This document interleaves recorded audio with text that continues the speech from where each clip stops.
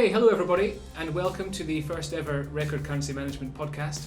My name's Tori Calendar, and I'll be your host today in this conversation with our Chief Investment Officer, Bob Noyen.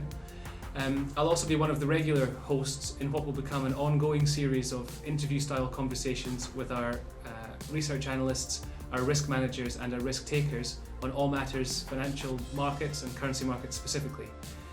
Today we've been discussing the topic of financial repression, which is something that we've been speaking to investors about for some time, and that certainly plays a big part in informing our own internal investment thesis. So we hope you find it interesting. So Bob, tell us what we mean by financial repression. At Record, what we mean with financial repression, or in Record parlance, is very, very simple. This financial repression is a tool that can be used by a sovereign to reduce the levels of debt that sovereign owns.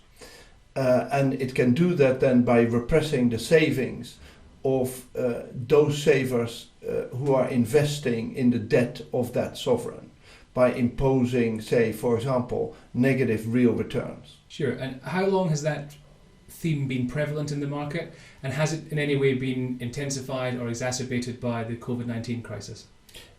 Financial repression as let's say a means for a sovereign to reduce its debt levels is as old as, let's say, states represented, say, for example, by kings, burdened by excess level of debt and finding a way to reduce that debt. So it's just a tool for a sovereign to reduce debt levels. Now, the classic example for financial repression that we would use with clients to try and explain the concept would be, say, World War II, Western countries at the end of the war,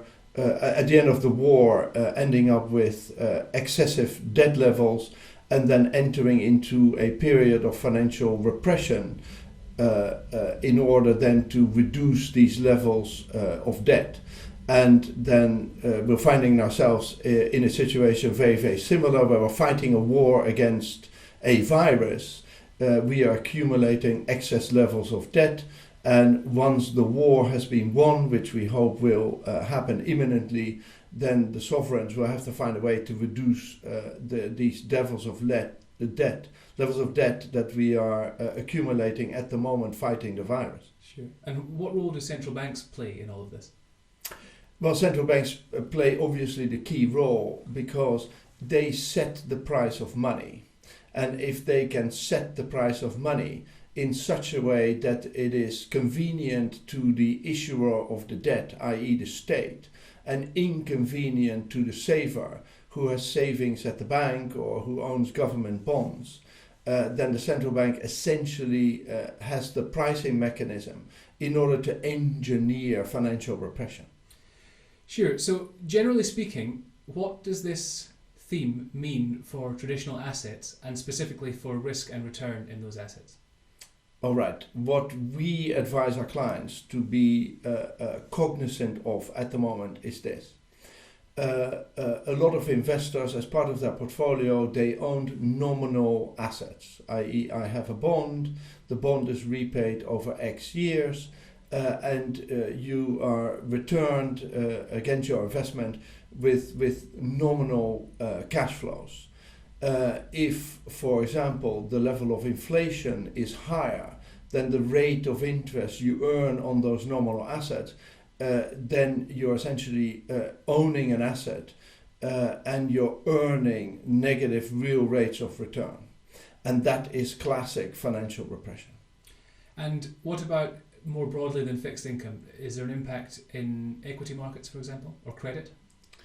Less so, because the central bank and the sovereign can obviously, via the management of monetary policy, they can set the price of money, but they can't necessarily set, for example, the price of equities or manipulate these in much the direct way in which they can manage the price of money.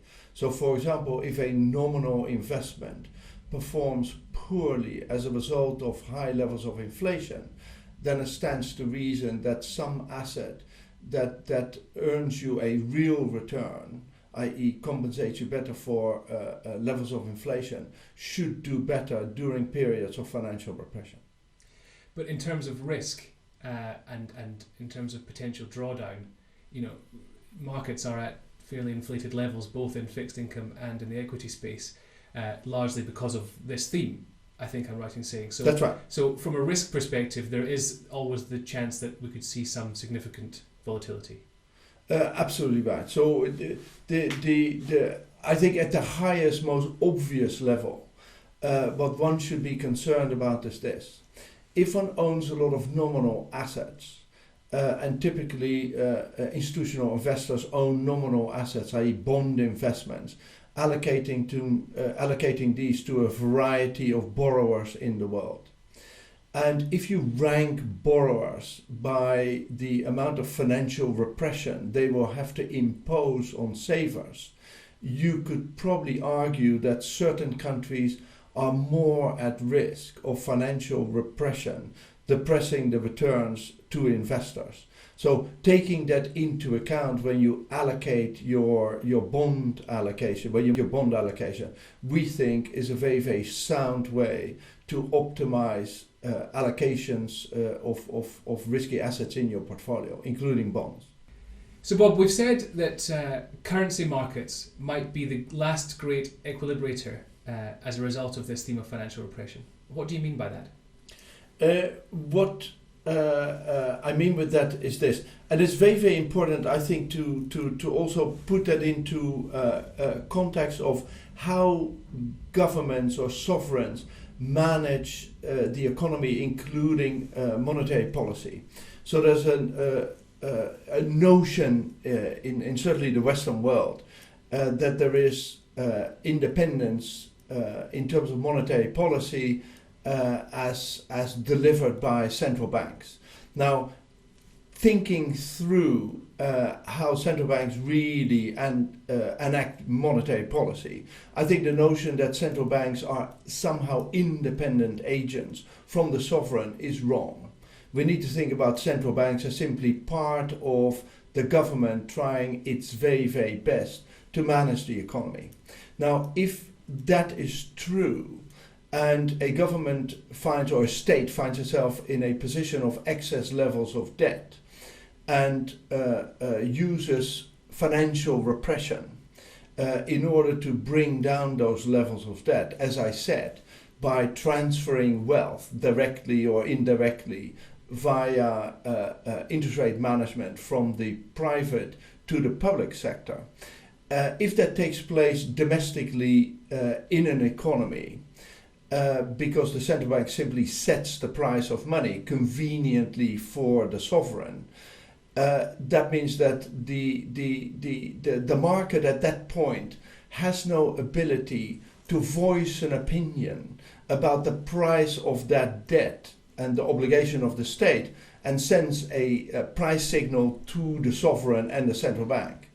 So if domestically you can't send a price signal using let's say the bond market prices to the sovereign, it stands to reason that somehow the market will want to voice an opinion about the obligation from the state that it owns.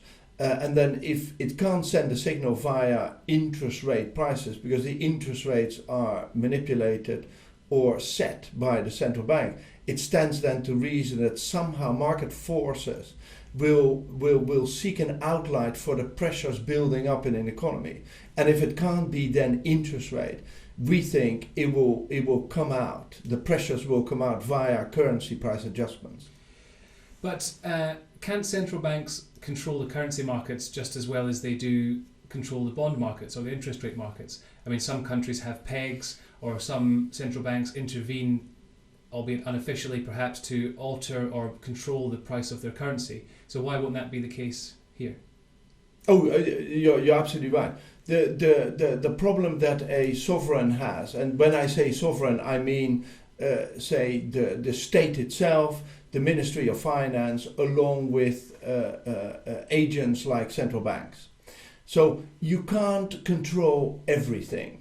So if you want to control your currency, you can't really control your domestic interest rates. If you want to control your domestic interest rates, you can't really control the currency, as long as you want to interact with the wider world.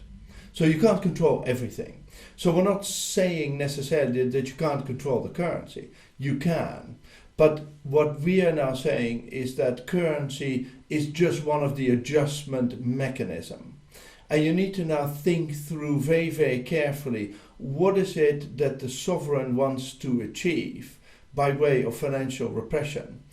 And the thing to think about now very, very carefully is, if financial repression is a tool trying to reduce the sovereign's debt, then the sovereign has it in its gift a little bit of directing the financial repression to those portions of the economy or of the global financial system where it thinks that that financial repression will be best achieved, if you will. And our fear is this, and this is where the currency comes in.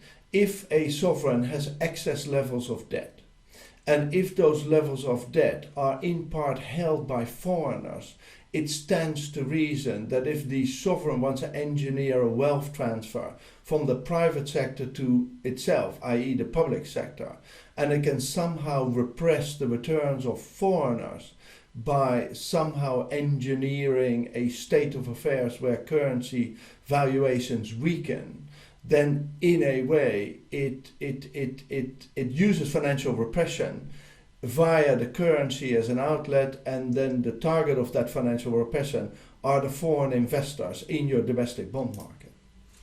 Thank you. And you've also said that the retreat of globalization from a geopolitical perspective will have an impact on this as well. And that I think I'm right in saying that as governments begin to look more inwardly, they may be more willing to ignore currency moves that previously they would have wanted to try and control more tightly. Is that right? And can you expand on that a bit? Yeah, I think that's right. So this is a really, really complex issue. But we're finding now ourselves in a world where, say, the global economic pie is fixed. And countries in the world are starting to scramble for their piece of the global economic pie. And that means that the notion of continued globalization is perhaps at risk, and then there are numerous examples of, say, populist political movements that are seeking to persuade their domestic populations that in order to grab more of that global economic pie, that means that economic policy will have to be more nationalist or local as opposed to global. And in that particular act then, the currency can become, for example, a tool on the part of a government that seeks to grab more of global economic output. So, for example, if you weaken a currency, then obviously you will be able to compete better internationally with your domestic economy and your domestic output, grabbing more of that economic pie that we think in a way is limited. Now, if one government or one state starts to do that, i.e. use the currency as a tool to grab more of the global economic pie, other countries will not rest and allow that to happen. So there is in this, we think, the possibility that there's going to be a currency competitive devaluation game in the world in the future, whereby governments are going to use the currency in order to compete other economies, and that potentially is something very, very damaging to the global economy, and certainly is a major risk that one should manage or prepare for in global investment portfolios. Okay, so I understand how a weakening currency will play a part, but more broadly, in practical terms, how exactly does financial repression work? That's the good and critical question. The way we describe it or think about it is as follows. If the objective of financial repression is the real reduction in the burden of debt, then the owner of that debt, i.e. the state, can be thought of having three potential targets for financial repression, i.e. three potential targets for help in reducing the debt repayments that the government wants to engineer. The one target for financial repression would be foreigners, for example. And what we mean by that is people that don't play a part in a domestic political system, i.e. they don't have the vote to somehow voice an opinion about how financial repression is supposed to take place. The second target for financial repression would be those domestic players that the state or the government doesn't need in order to retain power, i.e. they are politically perhaps an expedient target for financial repression. And then thirdly, the last group that a state would like to burden with financial repression, that would be then that political vote or that particular political bloc domestically that the government relies on to stay in power. Now, if you take those three targets, potential targets for financial repression, it stands to reason that foreigners could well be the first target for financial repression. And the way that could be engineered is as follows. Let's say, for argument's sake, that the state, along with its agent, the central bank, makes the real returns on the debt obligations very, very negative to a saver. That means that not only to domestic savers that debt becomes unappealing, but that debt becomes very unappealing to foreigners, because not only is the domestic debt repayment by the sovereign negative, in addition to that, indirectly, whenever a situation like that occurs and interest rates become negative, that means that it becomes a very, very unappealing investment for foreign investors. So not only are then the domestic returns depressed, but also the returns depressed for foreigners, because a currency tends to weaken under negative real rate conditions, typically. Okay, so just to recap, sovereigns, by which you mean both the central bank and the government, are engineering the wealth transfer from the private sector to the public sector to reduce their debt pile.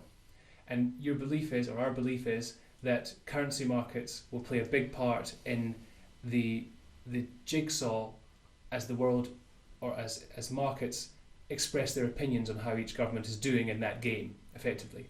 But from an investor's perspective, or from a currency hedger's perspective, the real question is, how predictable will those currency moves be?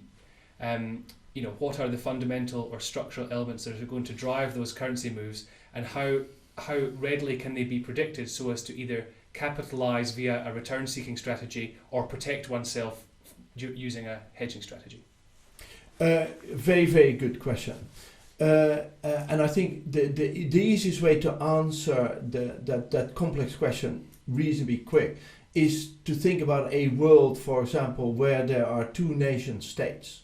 One of them has been very, very badly affected by the pandemic and has had to increase its debt levels substantially, and the other country has done relatively better and has had a marked less effect on its economy as a result of the pandemic. So if the country that is in a weaker state now uses financial repression in order to bring down that level of debt, it stands to reason that that country will have to repress more than the country that is doing relatively better. So in principle, what we do now at Record is we are assessing the ability of countries to be able to manage and reduce their debt burden. That leads us to then concluding whether countries have to deploy more or less financial repression in order to bring down that debt burden, and that will have then as a consequence more or less currency risk associated with investments in those countries. Sure, so following on from that, not that I'm asking you to give all your ideas away, but maybe an example of a country or a sovereign that you expect to perform particularly badly as a result of what you described, and maybe one that you think might perform particularly well as a result of this. Well, I won't single out any specific countries, but for example, you can look at the world of the sovereigns with their debt levels. There are now a number of Western countries with debt levels that are going to exceed 100% debt to GDP. Last time that this happened for a lot of these countries was just after World War II. And most of these countries have had to deploy financial repression in order to bring back bring down levels of debt in the post-World War II era, and we think that something similar is going to take place.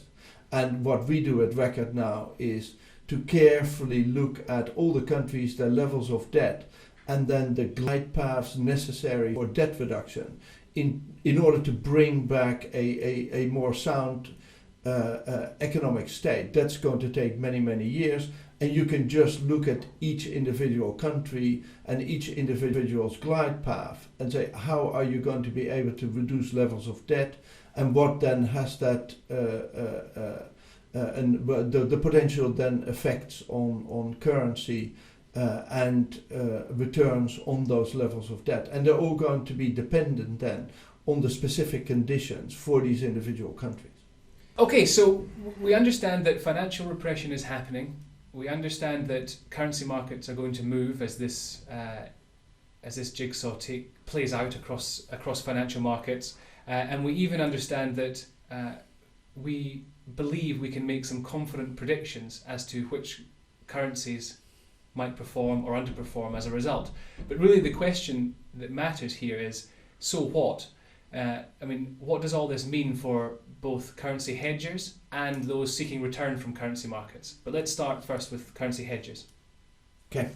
The key question is, and I think we've talked about this before, is we think that you can essentially rank order countries in the amount or the extent that financial repression will be imposed on savers.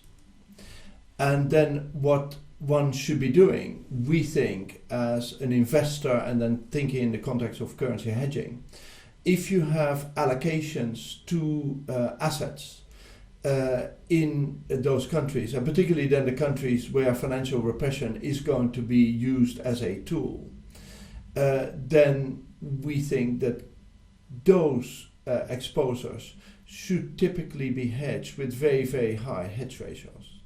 And countries that are less inclined to impose financial repression on the savers in debt instruments in those nations, that's where the hedging ratios or the hedges can be less high. The hedge ratios can be less high, because those countries will be less inclined to impose financial repression on foreigners' savings returns. Sure. And then in terms of return-seeking strategies in currency, taking into account volatility markets as well as just cash markets? Yeah, well, that's the key. If you have, for example, a nation that has to impose financial repression on savings returns, and it's clearly directed at the returns of foreigners, then we believe that those countries will probably possess currencies that are going to be structurally weak. So if you look now at the world of real returns and debt levels by nations, and you rank order them, you can see that, for example, the Anglo-Saxon nations, say the United States, say the United Kingdom, have very, very high debt levels and are starting already to impose negative real returns on the savers in those countries. And that may well increase that pressure, that financial repression. And we think that particularly those currencies will be weaker than stronger. And that weakness, in a way, serves the sovereigns too, because it allows their countries to be internationally competitive. So it's very, very important then to understand this, to isolate those countries that will impose financial repression on foreigners and the returns of foreign investors. And those countries will have weaker currencies. Now, that doesn't mean that you just simply short them and no longer risk manage those positions, because in due course those currencies can become so weak and so undervalued that in spite of financial repression they can then become attractive investment proposition for investors. So it's very, very important to analyze, where am I as a sovereign in my glide path to debt reduction? In that particular glide path of debt reduction, it would be very, very damaging if a country has excess inflation that is going to potentially damage the credibility of that nation and its financial institutions. And at that point, these countries will have reached the extent to which financial repression can be imposed on savers, and they will have to start to offer some kind of credible mechanism to their economies back on a sound footing, and offer some kind of risk premium to those people who are willing to hold that risk. Okay, that makes sense. So I guess with what you've said in mind about what this means for market participants, any comment on the state of the market at the moment?